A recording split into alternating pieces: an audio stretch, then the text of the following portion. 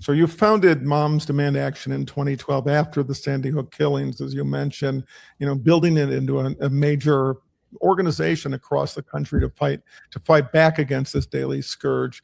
How would you describe its impact, and more broadly, how important is grassroots activism to drive change?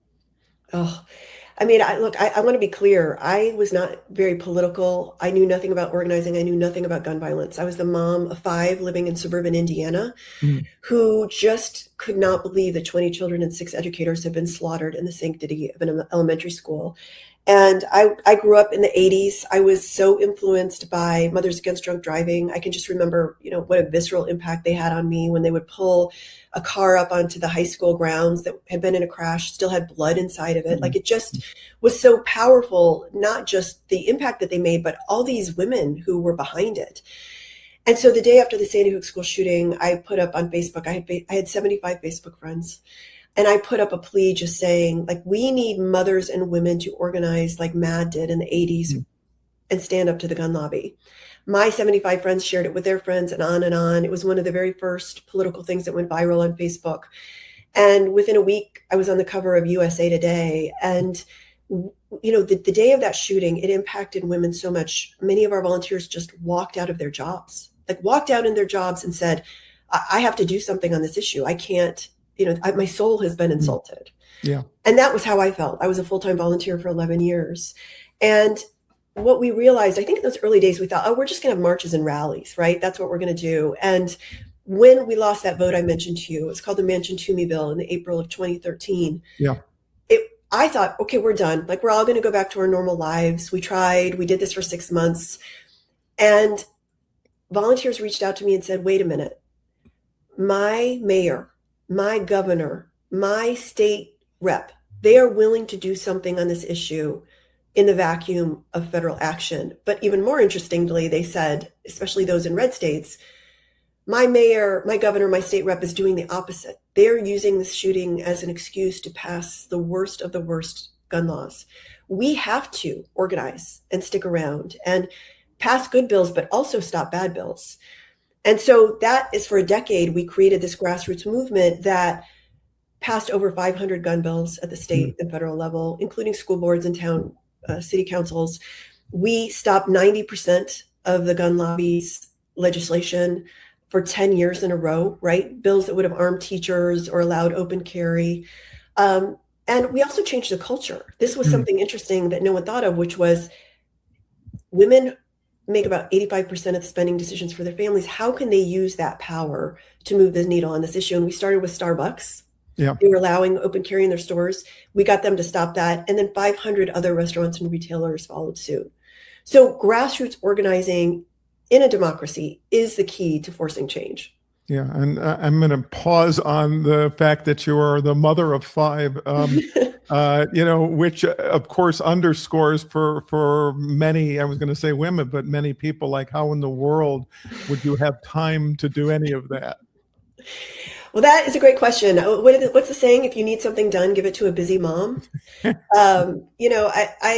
I really had to rely on my husband and the support of our volunteers to be honest, I was busier than I had ever been. I had a career, at one point, and this just was, I traveled a lot, and every vacation was interrupted by some horrific shooting tragedy. And, not only was I threatened, but my kids and my family received death threats. So it was a lot to take on. They say, there's a very fine line between naivete and stupidity. I was straddling that line, thankfully, when I started Moms Demand Action. But if I lose my children, I have nothing left to lose. So I had no choice. Yeah. Yeah. So the urgency was not just an urgency of the moment, it's the urgency of a life, and particularly the life of a mother. And, look, I have to say, I think, we're in an urgent moment in the country for the reasons of gun violence, but for many other reasons as well. And so, I'm always sort of working energetically to try to urge people to do what they can in whatever way they can to make a difference. So that's one of the reasons I wanted to talk to you. So the sixth question, the last question: what advice would you give everyday citizens, people who are listening to this conversation, about what they can do to make a difference? And how hopeful are you that this dark period in our country actually can lead to an important expanded commitment to activism? My favorite quote is by Alice Walker, and it's, "Activism is the rent I pay to live on the planet." We are in a society, for right now, a democratic society, and the only way that we can create change is by finding a piece of the work that's important to us. Doesn't mean you have to start a huge organization. Maybe you love data entry, or you do it for a job. That's the secret sauce of any organization or people who enter data. Maybe you're retired and you can make phone calls and welcome someone into an organization.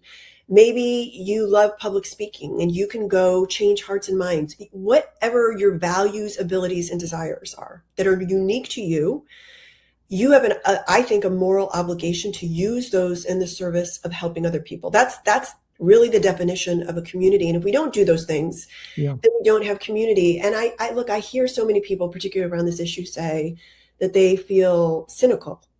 And I'll just be completely blunt with you and say, I think cynicism is an excuse for inaction. It's very easy to sit on the sideline and say, everything's so bad, I couldn't possibly make a difference. And I think I'm living proof of that. I was just an average mom who lived in Indiana, and I was outraged that the gun lobby was making our gun laws. Yeah. And, when you ask me about the country, I mean, there's certainly a lot of cynicism, even nihilism around that. And going back to my role as a mom, I always think of democracy as a sick kid, right? If your kid is throwing up and you've been up with them all night, it's 3 a.m, you don't look at them and say, wow, you are really sick, but I am really tired. I'm going to go to bed. I'll catch you at about 8 a.m. I really hope you're feeling better. No, you hold that kid's hand all through the night until you know they're better. And I think we have that same obligation with our democracy. We have to hold its hand until it's better. And that means getting involved in any way we know how. Yeah, and that's, by the way, not just a cold or a flu. I mean, the illness facing the country may be more terminal than that. So, Yes. So take the illness seriously. And I want to linger for one more minute on your point about cynicism, because it not only can be a reason why people are inactive, it also really plays exactly into those in power. They are hoping that they can overwhelm people, discourage people, convince them that there is nothing that they can do, that they don't have agency, they don't have the power to do something. Yes, and too many of us have started to believe that on too many issues. And I just have seen firsthand that is absolutely untrue. It doesn't mean you won't get blowback. It doesn't mean it won't be difficult. But I do think that it is incumbent upon all of us to going into, like, do you want to work at the polls? Do you want to register people to vote? Do you want to have a hard conversation with an in-law? All of it matters.